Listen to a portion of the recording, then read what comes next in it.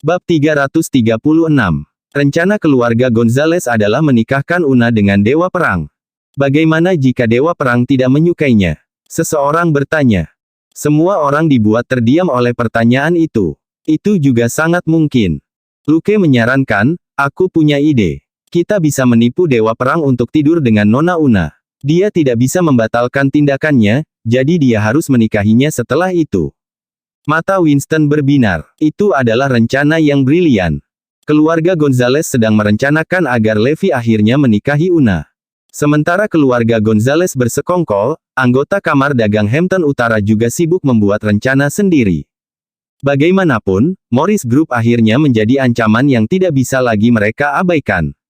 Segalanya menjadi di luar kendali mereka, dan mereka kehabisan ide untuk melakukan apa. Satu-satunya rencana yang mereka miliki adalah menemukan cara untuk mengasosiasikan diri mereka dengan Dewa Perang dan Panglima Covington. Itulah mengapa mereka mengundang Grover Cook malam ini. Mereka berharap bahwa dia akan dapat membantu mereka menemukan sebuah ide. Morris Group telah berkembang dengan pesat belakangan ini. Banyak perusahaan menawarkan mereka segala macam perlakuan istimewa. Kurasa karena itu membantu perekonomian Northampton, itu hal yang bagus, renung Grover. Tapi pada tingkat ini, mereka akan segera mengambil alih pasar kita, yang membuat kita dalam situasi yang sangat genting. Mereka begitu ambisius sehingga mereka bahkan mengejar bisnis keluarga Gonzales. Hanya masalah waktu sebelum mereka mengejar kita selanjutnya. Eric dan yang lainnya resah. Apakah Anda punya ide, Tuan Cook? Clifford bertanya. Pria yang dimaksud menggelengkan kepalanya tanpa daya. Tidak banyak yang akan datang dari bekerja dari bayang-bayang. Anda telah melihat sendiri kemampuan mereka untuk menyelesaikan semua masalah yang mereka hadapi.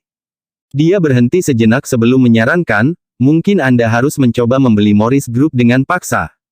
Itu mungkin berhasil. Eric dan mata pria lainnya berkilat kejam. Baldwin tampak ragu ketika dia menyatakan, saya tidak berpikir itu akan semudah itu. Saya pernah mendengar tentang betapa misteriusnya bos Morris Group.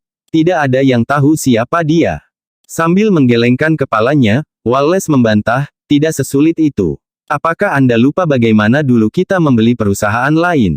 Para pria itu saling bertukar pandang. Baiklah kalau begitu, kalian mungkin harus fokus mempersiapkan upacara. Aku akan meminta Jesse untuk mengenalkanmu pada Dewa Perang dan Panglima tertinggi Covington ketika saatnya tiba. Dengan mereka berdua yang mendukungmu, kamu akan tetap baik-baik saja bahkan jika kamu menari sedikit terlalu dekat dengan sisi ilegal, Grover menyelesaikan sambil tersenyum. Terima kasih banyak, Merkuk.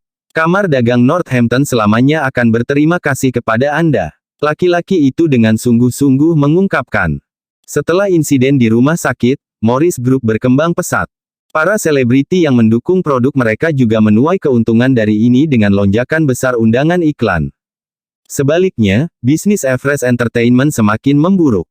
Hanya masalah waktu sebelum mereka bangkrut.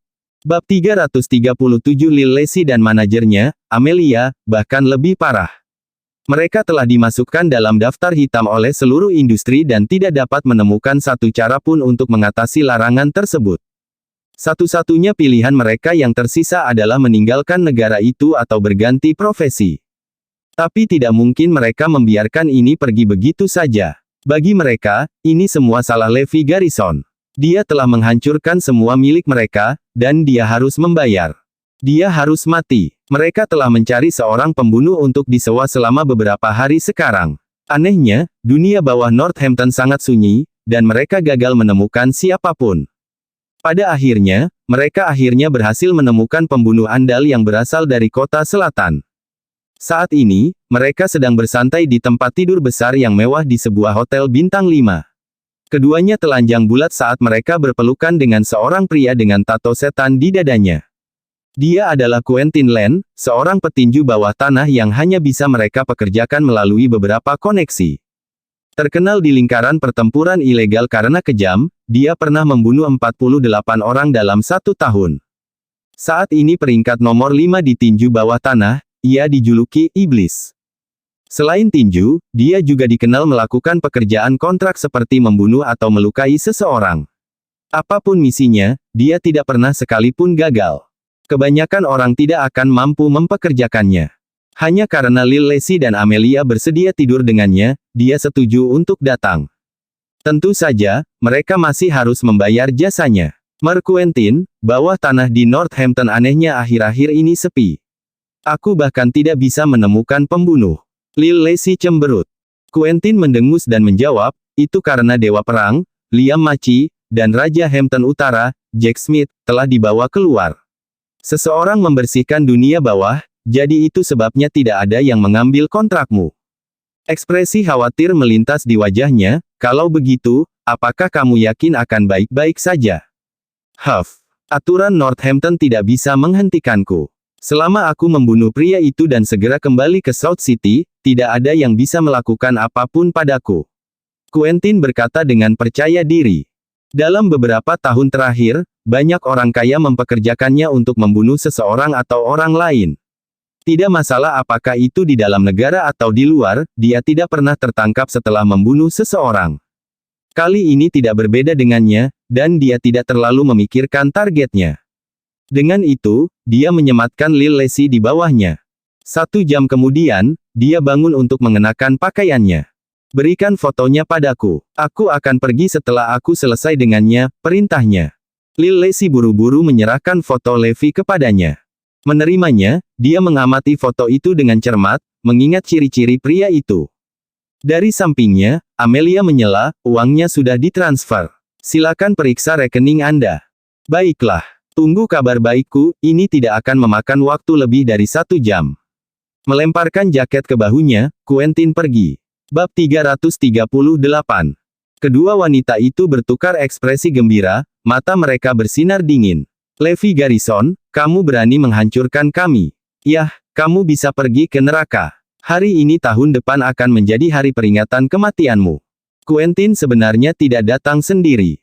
Dia telah membawa 4 orang bersamanya, masing-masing adalah petarung yang hebat. Menusuk belati melalui foto Levi untuk disematkan ke meja, dia memerintahkan, cari tahu di mana dia.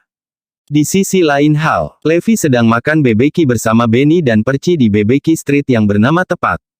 Dengan kepribadiannya yang riang, tidak mengherankan jika Percy sangat cocok dengan Ben. Mereka bertiga mengobrol dengan gembira tentang apa saja dan segala sesuatu di bawah matahari, meneguk hangat dari cangkir mereka saat mereka saling bersulang.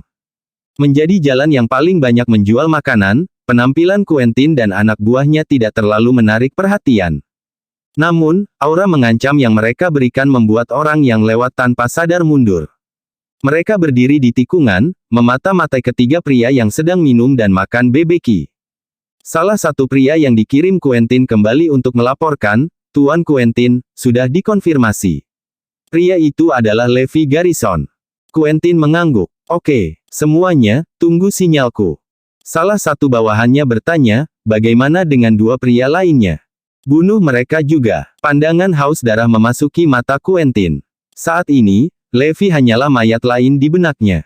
3, 2, 1. Kelompok 5 orang itu berlari ke arah Levi, dengan tangan mereka menggenggam erat senjata yang tersembunyi di balik jas mereka. Dalam hitungan detik, mereka sudah berada di atas 3 pria yang tidak curiga. Atau begitulah pikir mereka. Sebenarnya, Levi dan Percy telah mendeteksi keberadaan mereka sejak lama. Mereka tiba-tiba berbalik, mengejutkan kelima pembunuh itu. Levi Garrison, seseorang sangat menginginkanmu mati. Sekarang, mati. Quentin mengeluarkan belati dari balik jasnya, bilahnya berkilauan dingin saat dia mengayunkannya ke arah Levi. Keempat bawahannya melakukan hal yang sama, menyerang Benny dan Percy. Gerakan mereka secepat kilat dan cair seperti air. Tidak heran mereka ahli. Yang bisa dilihat Benny hanyalah bilah baja yang terbang ke arahnya saat dia membeku di tempat karena terkejut. Kecepatannya terlalu cepat. Rasa dingin menyelimuti tubuh Benny, dan dia bersumpah darahnya membeku di nadinya. Pada saat itu, hampir seperti rohnya telah meninggalkan tubuhnya. Jadi begini rasanya mendekati kematian. Kegembiraan menjalari Quentin pada saat itu. Senjatanya berjarak kurang dari 1 cm dari leher Levi sekarang. Yang harus dia lakukan hanyalah menempelkannya, dan misinya akan selesai. Detik berikutnya, ada suara dering, dan dia bisa merasakan tekanan diterapkan pada bilahnya. Yang mengejutkannya, Levi telah menghentikan belati dengan mengepalkannya di antara 2 jari. Luar biasa, yang dibutuhkan hanyalah putaran jari-jarinya yang cekatan, dan bilahnya patah menjadi dua. Belati yang patah menusuk tubuh Quentin. Betapa menakutkan. Quentin telah bertinju di bawah tanah selama 20 tahun, namun dia belum pernah melihat pria yang lebih menakutkan daripada Levi. Bab 339 Quentin menatap tak percaya saat anak buahnya dikirim terbang oleh perci, darah menyembur keluar dari mulut mereka. Monster sialan macam apa mereka berdua? Mereka berlima adalah beberapa petarung terbaik di dunia bawah, namun sebelum kedua pria ini, mereka praktis sampah. Menyadari tidak mungkin mereka akan menang, dia dengan cepat berteriak, "Mundur!" Kelima pria itu bergegas keluar dari sana secepat mungkin. Sebelum mereka bisa pergi jauh, sekelompok besar pria terlihat di ujung jalan di depan mereka. Setidaknya ada 100 orang atau lebih. Pasukan pria yang sesungguhnya menyerang Quentin dan sejenisnya. Ini adalah anak buah Nueve dan Trey. Mereka datang untuk membantu saat mereka mengetahui bahwa Levi sedang dalam masalah. Wajah para pembunuh jatuh, dan mereka berbalik untuk kembali ke arah lain. Mereka baru saja mengambil beberapa langkah ketika sekelompok pria lain muncul di hadapan mereka. Pria bertubuh kekar ini berbeda karena mereka memiliki warna kulit yang berbeda-beda dan jelas orang asing. Memimpin kelompok itu tidak lain adalah James. Sialan. Quentin bisa saja mengacak-acak rambutnya dengan frustrasi saat keringat dingin bercucuran di sekujur tubuhnya. Siapa sih yang membuat kita kesal? Jika saya tahu orang ini akan sangat kuat, saya tidak akan datang. Sekarang aku dalam masalah besar. Akankah aku bertahan dari ini? Lil Lacey, Amelia Maki, dasar jalang. Kau menjebakku.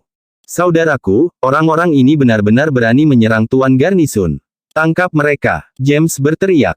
Segera, dua kelompok besar pria menyerbu para pembunuh. Bahkan dengan kekuatan bertarung mereka, Quentin dan anak buahnya telah menderita luka sebelumnya. Ada juga fakta bahwa mereka kalah jumlah. Dalam waktu singkat, mereka dipukuli sampai hampir mati. Tulang yang tak terhitung jumlahnya telah patah, dan darah mereka sendiri menodai mereka merah. Untuk menambah penghinaan pada cedera, mereka dibuang ke tempat sampah di akhir. Tak lama setelah itu, Levi menerima pesan dan pergi. Itu dari Azure Dragon, yang mengatakan dia sudah tahu siapa yang mengirim para pembunuh. Di Hotel Hilton, Lil Lacey dan Amelia semakin cemas saat mereka menunggu di kamar hotel mereka. 1 jam berlalu, dan tetap saja, tidak ada kabar dari Quentin. Tak perlu dikatakan, mereka lebih dari sedikit khawatir. Kenapa dia tidak melapor? Lil Lacey mencengkeram teleponnya dan menatapnya dengan intens. Seolah-olah dengan melakukan itu akan secara ajaib berpadu dengan pesan atau panggilan telepon. Pasti ada sesuatu yang salah, Amelia mendesak, kita harus meninggalkan Northampton sekarang juga. Aku terus merasa seperti sesuatu yang buruk akan terjadi. Baik, mereka dengan cepat mengemasi tas mereka sebelum Amelia pergi untuk membuka pintu. Pintu dibanting terbuka dengan tendangan dari luar. Kekuatan di balik tendangan itu begitu kuat sehingga Amelia pingsan di pintu. Azure Dragon dan Levi muncul di ambang pintu. Dan menurut kalian, kemana kalian akan pergi? Levi bertanya sambil tersenyum. Apa? Bagaimana kamu masih hidup? Kejutan dan ketakutan terpancar di mata Lil Lacey. Dengan senyum bermain di bibirnya, dia menjawab dengan santai, hahaha, itu karena orang-orang yang kamu kirim untuk membunuhku adalah sampah. Aku cukup yakin mereka sudah mati sekarang. Apa? Tidak, itu tidak mungkin. Dia Quentin Lane, iblis dari ring tinju bawah tanah. Dia seharusnya menjadi salah satu pembunuh terbaik di luar sana. Tidak mungkin kamu bisa selamat darinya. Dia berteriak gila. Kalian telah terbukti bersalah atas percobaan pembunuhan. Teman-teman, bawa dia pergi. Bab 340. Mendengar kata-kata Levi, Xavier Field masuk ke ruangan dengan pasukan polisi di belakangnya. Dalam beberapa saat, Lil Lacey dan Amelia yang tidak sadarkan diri ditangkap dan diseret. Levi tidak terkesan dengan apa yang disebut iblis ini. Orang bodoh yang kurang ajar itu mengira dia bisa membunuhnya. Hah! Dia menggigit lebih dari yang bisa dia kunyah. Di malam hari, berita tentang bagaimana iblis dari kota selatan, Quentin Lane, datang untuk membunuh Levi tetapi terbunuh malah menyebar seperti api. Hahaha, apakah Garrison tidak mengenal rasa takut? Quentin Lane adalah anak baptis Sebastian Lopez. Killing Lane pada dasarnya meminta kematian. Winston Gonzales tertawa terbahak-bahak. Una memiliki ekspresi bersemangat di wajahnya. Kakek, apakah ini berarti Garrison tidak akan bisa lolos dari kematian kali ini? Tentu saja, Mer Lopez tidak punya anak sendiri, jadi Len pada dasarnya adalah segalanya. Garrison benar-benar melakukannya kali ini. Winston mengelus jenggotnya sambil terkekeh. Hah, beraninya dia mengancam keluarga kita. Ini benar-benar karma yang akan menggigit pantatnya. Una sudah bisa membayangkan nasib apa yang akan menimpa Levi, dan dia sudah tidak sabar menunggu. Upacara pelantikan tinggal 3 hari lagi. Percy telah kembali ke Northampton Warzone untuk bersiap, jadi Levi juga kembali bekerja di perusahaan. Iris, yang baru saja keluar dari rapat, menerima panggilan telepon. Beberapa detik kemudian, dia menutup telepon dengan wajah pucat. Semua orang di sekelilingnya tahu ada sesuatu yang tidak beres dengannya. Salah satu staf yang bersangkutan bertanya, "Nona Annabel, apakah semuanya baik-baik saja?" Dia menggelengkan kepalanya dan menjawab, "Aku baik-baik saja. Casey, bisakah kamu menyiapkan mobil untukku? Aku perlu keluar sebentar. Ingat, tidak ada sopir." Setelah itu, dia pergi sendirian menuju Bandara Internasional Northampton. Ketika dia tiba, seorang pria berkacamata berjas masuk ke dalam mobil ketika dia melihatnya. "Louis Lone, keluar dari mobilku. Aku tidak pernah bilang kau boleh masuk. Kau akan mengotori kursiku." Dia mendesis dengan marah. Louis melepas kacamatanya dan menyeka lensanya. Senyum tersungging di bibirnya saat dia berkata, "Iris, aku mantan pacarmu. Setidaknya kamu harus sedikit sopan, bukan? Kenapa sikapnya masam?" Rage memutar wajahnya yang cantik saat dia menggeram, "Huff. Siapa yang mau bersikap sopan kepada bajingan sepertimu?" Ketika dia pergi ke luar negeri, dia memiliki hubungan singkat dengan pria ini. Yang membuatnya jijik, tidak butuh waktu lama baginya untuk menemukan bahwa dia adalah bajingan sejati. Dia telah bersama 8 wanita lain saat mereka masih berkencan. 8. Dia langsung menuntut untuk putus dan memperlakukan kejadian ini sebagai masalah rasa malu pribadi. Meski bangga, dia menolak memberi tahu siapapun tentang kesalahan penilaiannya yang singkat. Karenanya, bahkan Zoe tidak tahu tentang dia. "Mengapa kamu datang untuk menjemputku di bandara jika kamu masih tidak memiliki perasaan terhadapku?" Louis tertawa. Dia bahkan memiliki keberanian untuk mencoba dan meraih tangan Iris. "Pergilah." Dia mendorongnya pergi dengan kasar dan meludah, "Aku tidak datang untuk menjemputmu. Katakan saja apa yang harus aku lakukan sebelum kamu menyerahkan barang-barang itu."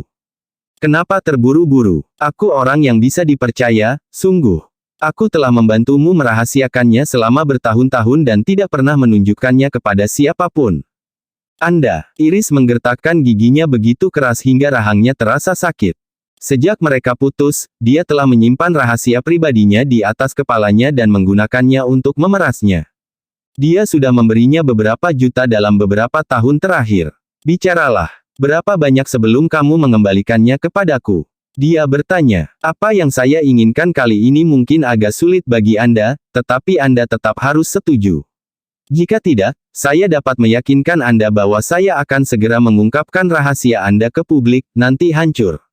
Dia mengancam. "Kamu." Iris sangat marah, namun tidak ada yang bisa dia lakukan untuk itu. Bersambung.